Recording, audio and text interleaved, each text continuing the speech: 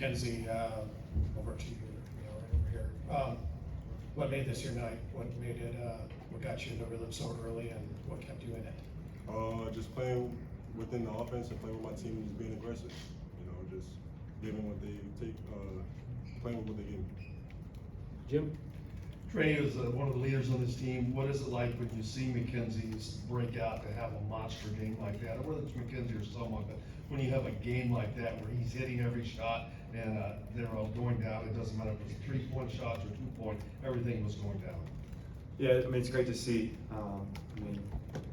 People don't see it, but we all see. He puts in the work, and he's very efficient in his work, and so he's a guy that can score for us, and we know that. And so he did that tonight, and we're going to need him to do it a lot of times. So I think just whenever it's anybody's night, just making sure we keep finding that person, because it's going to be a lot of guys' nights throughout the season who can get off and score. So and tonight was Mackenzie's night, and he played really well for us.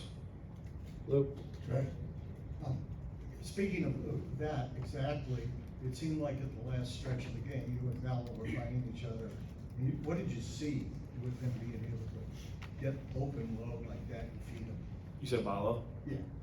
Yeah, I think just we're really stagnant early on and throughout the game, and we kind of need to move at pace like we've been doing in practice and stuff. So I think just creating some movement, we were able to kind of find some things and get some open gaps, and then he got behind the defense and we were able to score it. So I think just continuing that onto the next game and playing with pace, because I think our pace was good towards the end of the game, but we gotta have that pace for all 40 minutes on offense and defense.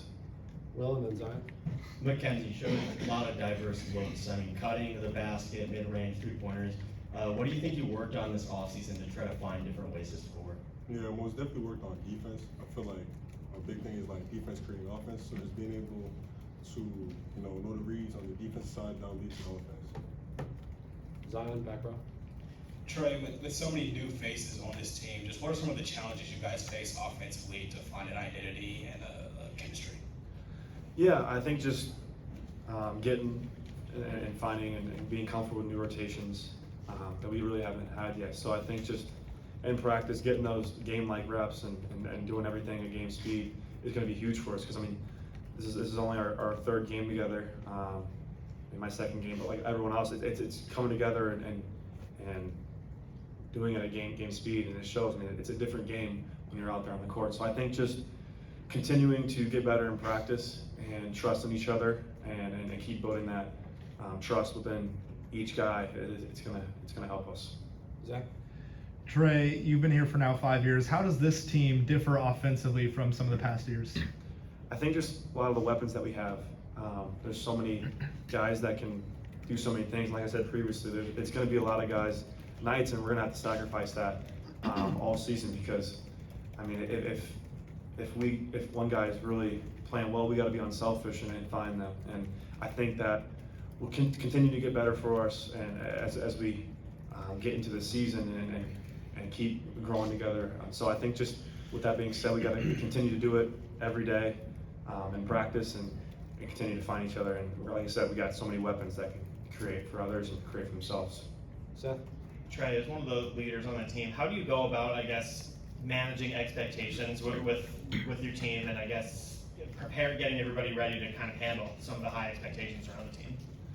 I think it's great because we have high expectations for ourselves as well, and we've really come together and shared our goals together, and we all know what our goals are. And as a collective group, we got to come together and find ways to keep doing those every day.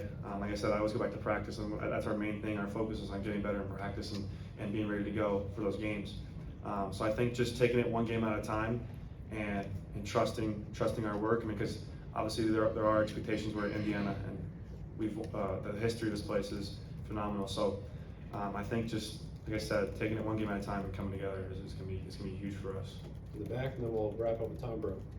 For both of you, it seemed like it took a little bit more time last year to become a full cohesive unit, but tonight it seemed like you guys figured it out a lot quicker, and you're going to carry that on into the rest of the season. So I'm curious, what are some of the differences between last year and this year that have helped you guys come together a lot quicker?